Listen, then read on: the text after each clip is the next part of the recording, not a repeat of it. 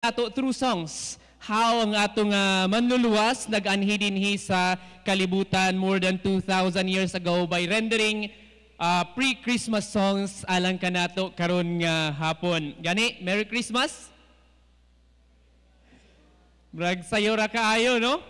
But we praise the Lord that we can be reminded every day could be Christmas if we remember every day the coming and the sacrifice of Jesus Christ alang kanato. And in line sa atong pagatan-awon karon nga hapon, we are going to revisit the redemption nga gihatag kanato sa atong Dios o manluluwas sa atong mga kasalanan.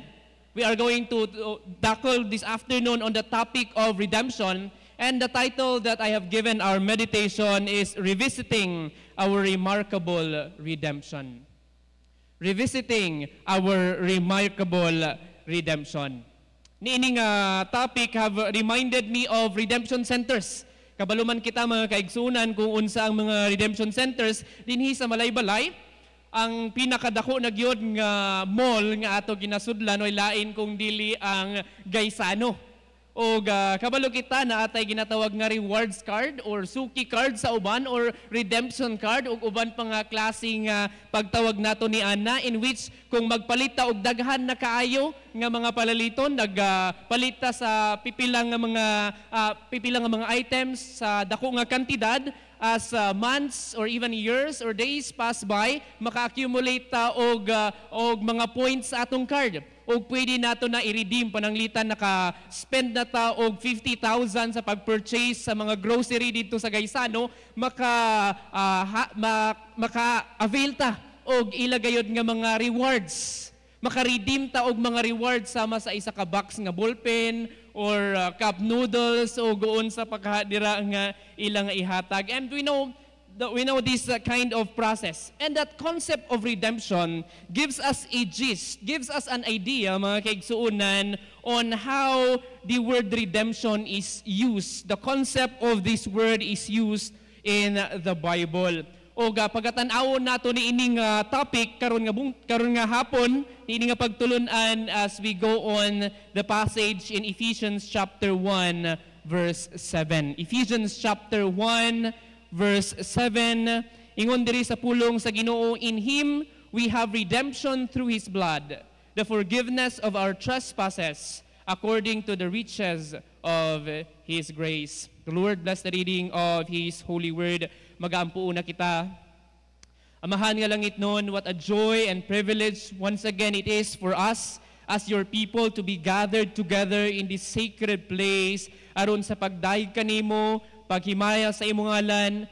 Kay nakabalo kami nga wala nay lain nga angayan nga pasidunggan, wala nay lain nga angayan nga i-lift up kung dili ikaw lamang o Dios. Ug amo pagampo nga sa amo gayud nga pagtuon sa imong pulong that you will illumine us. Give us the wisdom nga masabtan namo ang imong pulong karon nga hapon, and help us, O Lord, not just to be hearers but to be doers of your word. Guide us to put your words in our heads, in our hearts, and apply it through our hands. I pray, dear Lord, that Christ and Christ alone will be the center of our message this afternoon. We commit these things in Jesus' name. Amen and amen. Kung ato basahon mga kaigsunan, if you have your Bibles with you and turn it in Ephesians chapter 1, kung ato basahon ang tigbuok nga chapter 1 sa libro sa Ephesians mga kaigsunan, makita nato diha nga si Apostol Pablo gi-introduce niya ang letter sa Ephesus, letter of Ephesians, giving the Ephesian believers a list. Isa kalistahan sa nagkalain-lain nga spiritual blessings nga ila matagamtaman, nga ila madawatan, nga ila ma-enjoy the moment that they have trusted in Jesus Christ as their Lord and Savior. And dili lang sila, but bisan pa man sa atua nga mga Kristohanon, o isa ni ana nga mga maanindot nga panalangin nga ato matagamtaman, ato ma-enjoy nga sa panahon nga nagtuta kang Jesus Christ as our Lord and Savior. One of the remarkable blessings that we have gained and we have enjoyed is the blessing of redemption. The blessing of redemption. And in our passage, ang pulong nga redemption in the context of Ephesians chapter 1 verse 7 is actually a business term. is actually a marketplace term. Kani nga pulong redemption is something commonly nga ginagamit and common nga masabtan sa mga Kristohanon even in Ephesus, because almost everywhere during this time of Roman Empire, mga kaigsuunan, dunay mga marketplace, or sa ila ka term they call it agora in Greek. Mauna ang marketplace in which people are sold as slaves. Mauna ang context sa redemption. And the word redemption is the acts or the process, mga kaigsuunan, in which someone pays the price of a slave for the purpose of freeing or giving freedom to that slave. That is why the word redemption means to buy out. To illustrate, pananglitan si Pastor Aaron ni ini nga mga panahon, isa siya sapian kaayong Roman citizen, ug daghan siya og mga ulipon, daghan siya mga slave, and gibaligyan niya ang pipila nga mga slave niya. Pananglitan, ako ang isa sa iyang mga slaves, ug naay mga tao dito sa audience nga naluoy sa akong kahimtang bilang isa ka ulipon, naluoy sa kung unsa ang pagtratar kanako, and they decided to buy me from Pastor Aaron. That is the illustration, that is the context of it. Og gibayaran ko dili para maging ulipon ko sa iya, but para ako matagaan og freedom, matagaan og kagawasan ni ana nga kahimtang o ni ana nga panghitabo sa ako ang kinabuhi. That is how the word redemption is commonly used in the culture in which Paul wrote our passage this afternoon. And he used that context to tell us, mga kaigsuunan, that just like slaves, kita nga mga Kristohanon, giredeem sa Ginoo, we are bought with a full price for us to be free. Because we have to understand nga sa dugay nga panahon, ulipon kita. Ug naay nagpalit ka nato aron matagaan kita og freedom. Ang pangutana lamang karon nga hapon, free from what or freedom from what? Why do we need to be bought? Ngano man nga kinahanglan naay nagpalit ka nato? Why would someone need to redeem us? The answer to that is found in Romans chapter 6. Kung ato tanawon ang Romans chapter 6, mga kaigsuunan, makita nato nga sa ato nga daan nga kinabuhi, daan nga kaugalingon, before we became believers of Jesus Christ, we are slaves. Maybe not literally, but figuratively. We are slaves to sin. Sa una, ulipon kita sa sala. The presence of sin is everywhere in our life. And dili lang ni ana, but the power of sin, mao ang ga-control ka nato, mao ang ga-dominate sa ato ang kinabuhi. And with that comes its consequences. Doon natay kinabuhi full of emptiness. Wala tay tinuod nga satisfaction, wala tay tinuod nga joy, wala tay tinuod nga contentment, wala tay tinuod nga kalinaw, wala tay tinuod nga paglaom. That is the consequence of it. And because of the power of sin, here comes the penalty, ang pinaka-worst nga ato kahimtang sa panahon nga wala pa tagipalit, mga kaigsuunan, mao ang penalty sa ato nga mga sala, which is eternity in hell. And because of our powerlessness and spiritual poverty, we cannot do anything. Ni ana nga kahimtang nato, ni ana nga life of emptiness, ni ana nga life of hopelessness, ni ana nga life of helplessness and a doomed future. Wala tay mabuhat para maluwas nato ang kaugalingon nato, ni ana nga kahimtang. There is no hope for us, but thankfully, mga kaigsunan, there is someone who in our hopelessness and helplessness came to redeem us, came to set us free from that kind of life, came to set us free from the slavery and bondage to sin. And we will know what He did and how He did it by studying 4 truths karon nga hapon from our passage in our study of revisiting our remarkable redemption din sa Ephesians chapter 1 verse 7. And ang una nga makita nato, mga kaigsunan, in this is the source of our redemption. Kinsa man ang nagpalit ka nato, kinsa man ang naghatag ka nato ni ini nga redemption. Ingon din sa ato nga passage, in Him we have redemption. Ang pulong dira nga Him, or sa uban nga translation, in whom we have redemption, refers to Jesus Christ. Jesus Christ is the person, the purchaser, the provision nga gihatag alang kanato so that we can be redeemed. There is no other Savior, there is no other way nga kita maluwas but Jesus Christ alone. Si Jesus Christ maulang ang able nga maghatag kanato og kagawasan, maghatag kanato og paglaom sa ato ang kinabuhi. There is no other person, there is no other thing, there is no other way that we can be redeemed. Gani makit-an nato sa Acts chapter 4 verse 12 ingon diri, and there is salvation in no one else, for there is no other name under heaven given among men by which we must be saved. That's why, just think about it mga kaigsunan. If there is another way, if there is another way so that kita maluwas, so that kita ma-redeem, why would Jesus come? Daghan nga mga tao nga maghunahuna mga kaigsunan ng ato nga kaluwasan, ng ato nga kagawasan, maangkon, makaplagan nato, pinaagi sa maayong buhat, pinaagi sa atong kaugalingong pagpaningkamot, that would be an insult to Christ. Why? Does it mean nga useless o kuha dili enough ang iyang gibuhat, ang iyang pag-anhi dinhi sa kalibutan more than 2,000 years ago, that there is still additional ways so that we can be redeemed? But no, mga kaigsuunan, there is no other way. Jesus Christ alone is. It is as if we are saying, kung dugangan pa nato ang gibuhat ni Jesus Christ, it is as if we are saying, salamat Jesus sa imong pagpakamatay sa krus sa Kalbaryo, dugangan na lang nako ni ini para maluwas ko. That would be an insult to Him, because we know that Jesus Christ is enough. Because His worth is far superior than all the world can offer.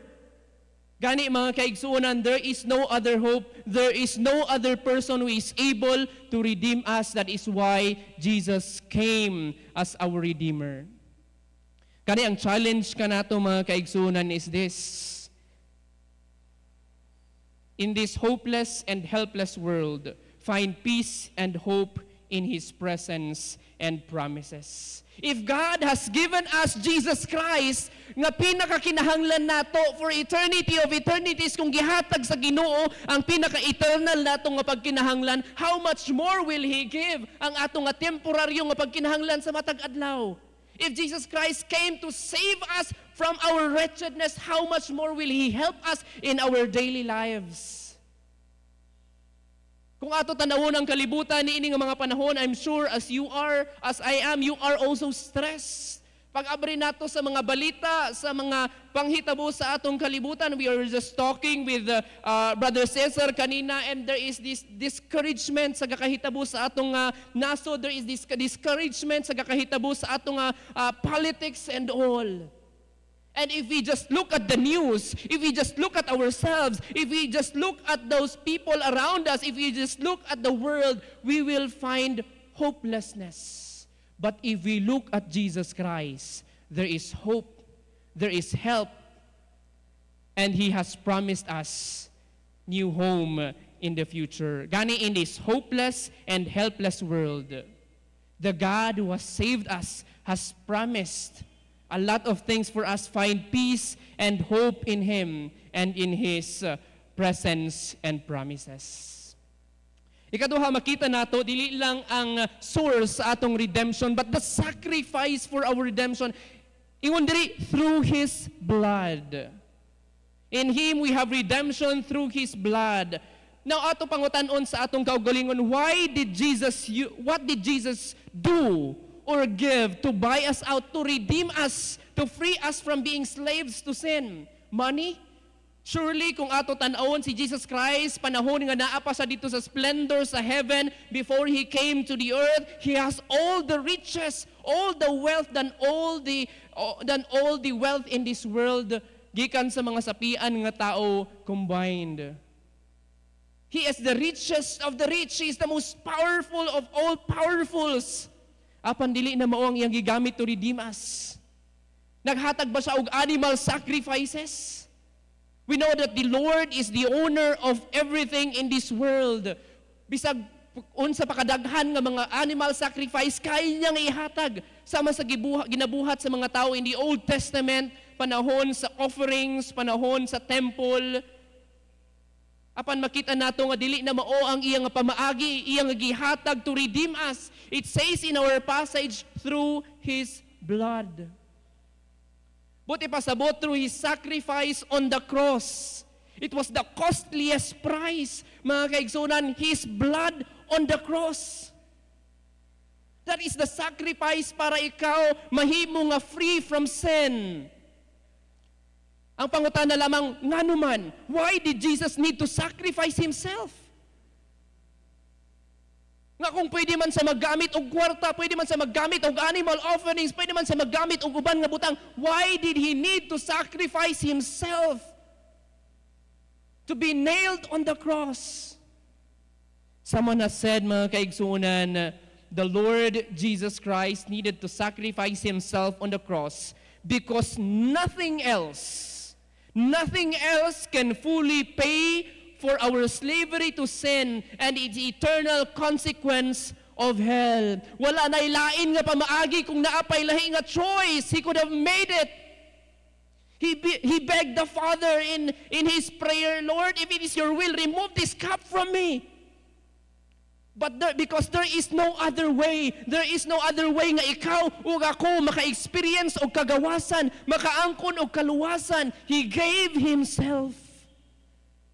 Gani ingon sa Hebrews 9:12, with His own blood, not the blood of goats and calves, He entered the most holy place once for all time and secured our redemption forever. O makita nato ang detalye paano nga si Jesus Christ, mga kaigsunan, nag-anhi dinhi sa kalibutan, gisakripisyo ang atong nga kinabuhi dito sa book of Philippians. Gitawag nato na sa theology as the kenosis or the great emptying. How si Jesus Christ gikan sa langit, He came down to earth, He suffered persecution, death for undeserving person like you and me.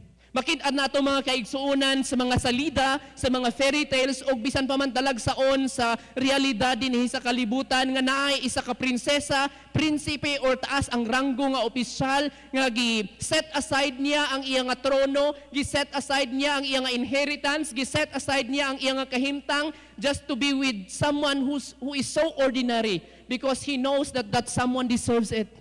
Because He loves that someone and that someone is lovable enough. Gani, andam siya nga gisakripisyo ang iya gayon nga kahimtang for that person. Mga kaigsunan, that is not what happened when Jesus came dinhi sa kalibutan.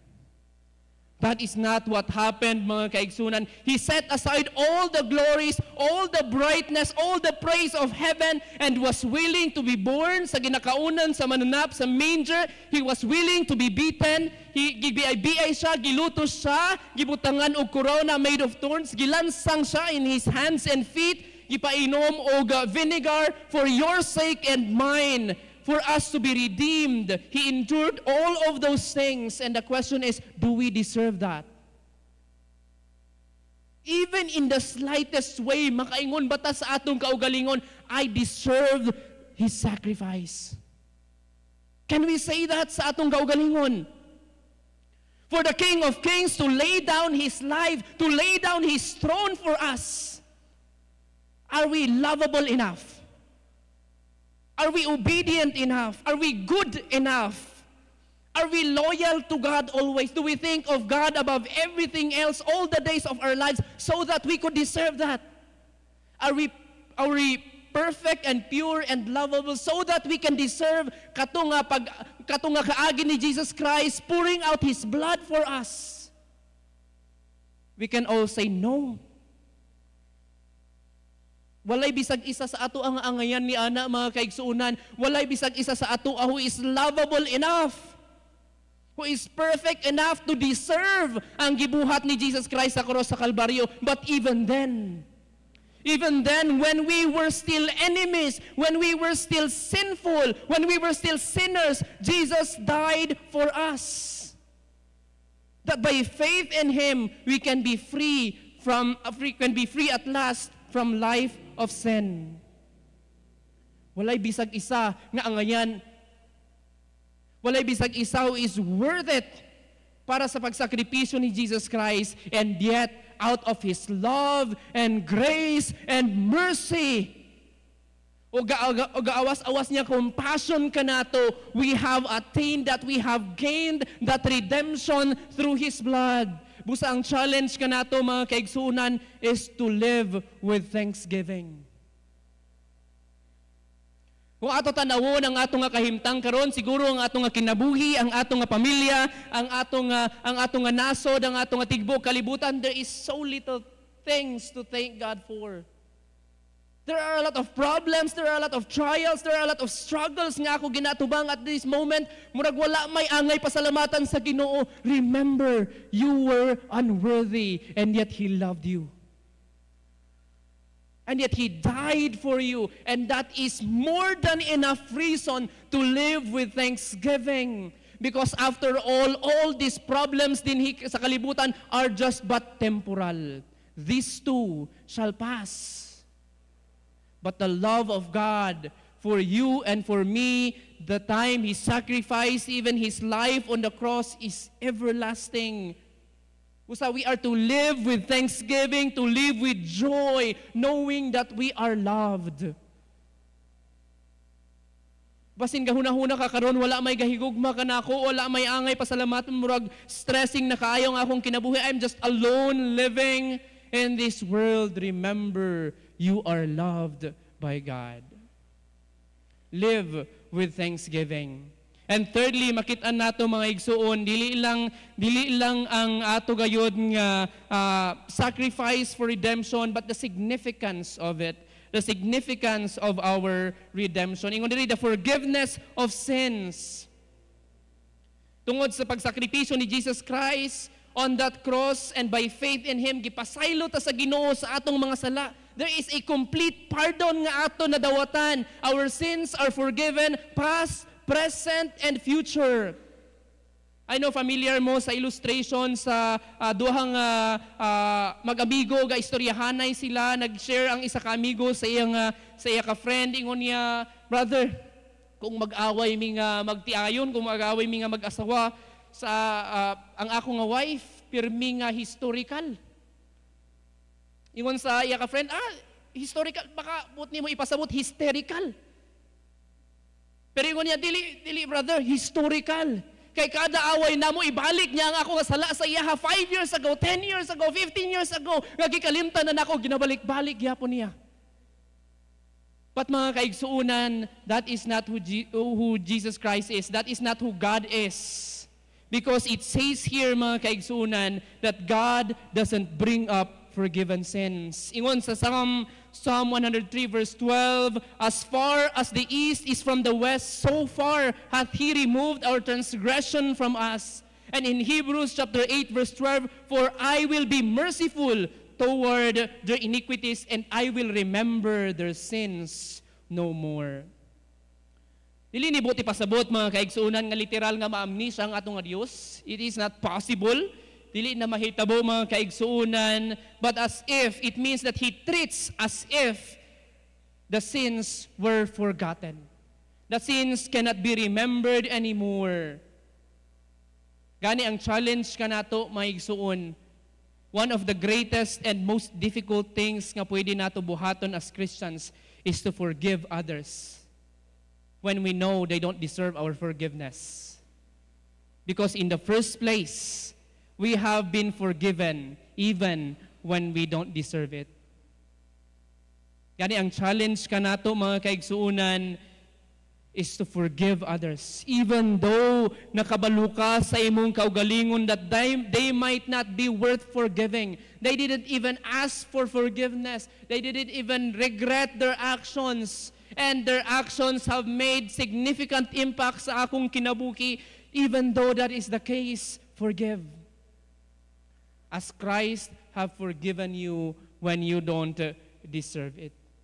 You are a recipient of God's forgiveness, and thus we are to forgive others. And lastly, makita nato dili lang ang significance, dili lang ang source, dili lang ang sacrifice, but the spotlight of our redemption. Ingon diri the riches of His grace.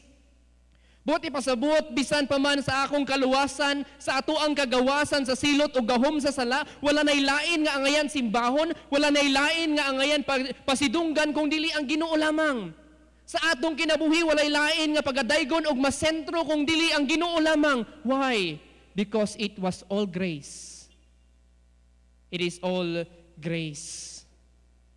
Our redemption is a work of His grace. Dili sa atong kaugalingon, we have nothing to boast in our life.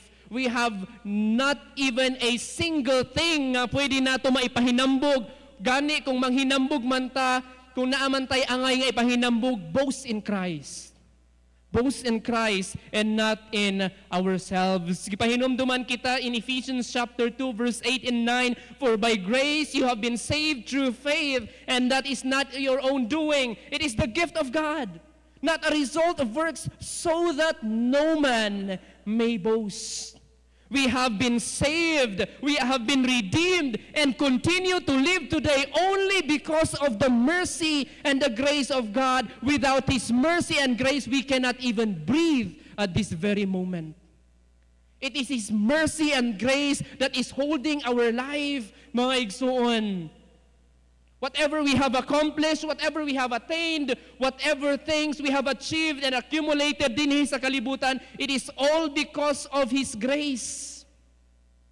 Si Apostol Pablo, gikan sa iyang kaluwasan nga nadawatan niya sa Ginoo hangtod sa daghan niya nga mga kaagi sa kinabuhi, sa iyang kalisod o kadaugan, sa iyang kasubo o kalipay, sa tanan niya, sa kadaghan niya nga mga accomplishment, nailhan nato kung kinsa si Apostol Paul, he was so great. Bantugan, banggitan nga tao. He worked so hard and had many accomplishments in the name of the Lord. Pero ingon niya mga kaigsunan in 1 Corinthians chapter 15 verse 10, But by the grace of God, I am what I am. And His grace toward me was not in vain. On the contrary, I worked harder than any of them, though it was not I, but the grace of God that is with me. Yes, sa akong atawhanon, daghan ko mga pagpaningkamot, daghan ko gibuhat. Pero wala gyud ko'y bisag isa nga maipahinambog ni ana, because I know in my heart and deep within me that it was all because of grace. Our life right now is because of the grace of God. Hinaut pa, nga wala na ilain nga ato i-lift up, wala na ilain nga atong pagadaygon, sentro, dominate sa ato ang kinabuhi kung dili si Jesus Christ lamang. That is the lesson that I want to share with you karon nga hapon in Ephesians chapter 1 verse 7. And to sum it up, ingon diri, in Him we have redemption through His blood, the forgiveness of our trespasses according to the riches of His grace. The source is in Him. The sacrifice is through His blood. The significance is the forgiveness of our sins. And the spotlight is His grace and grace alone. We are living by grace. I will close with this statement, with this song, gikan kang Larnell Harris. Sa unang nga panahon, were it not for grace, dili na ako kantahon diri kay basin magtindog na mo dira maghawa kung kantahon nako mga kaigsuunan. Ako lang i-recite ingon diri sa pulong sa Ginoo, were it not for grace. I can tell you where I'd be, wandering down some pointless road to nowhere with my salvation up to me. I know how that would go, the battles I would face, forever running but losing the race, were it not for grace. It is all because of the grace of God that we have been redeemed and are continuing our walk and run sa blumbang nga gihatag sa Ginoo alang kanato sa atong Kristohanon nga kinabuhi. We praise God and praise God for His grace. Let's pray. Father, we thank You for Your word. We thank You for the lesson that we have gained from it. And may it be that through Your word, You have reminded us of how blessed we are, how privileged we are, that even though kami dili angayan, even though kami worthless and wretched and helpless and hopeless people, you have redeemed us through your blood. Even when we are doomed to hell, you have made a way so that kami maka-experience o kinabuhing dayon someday dito sa langit sa imong presensya o ikaw ang nangita o pamaagi pinaagi sa imong grasya, pinaagi sa imong kaluoy nga hangtod karon we are living and continuing to exist. Father, it is our prayer that every moment of our life from time to time may we always go back to this beautiful story of redemption. May we always remind ourselves in the midst of problems that are happening in our life that you are in control. That you are the one nga amo gayod nga sandiganan sa tanan nga panahon sa among kinabuhi, because we know that the God who saved us will be the same God who will continue to guide us through every day, every aspect of our lives. We thank you and glorify you. We commit these things in Jesus' name. Amen and amen.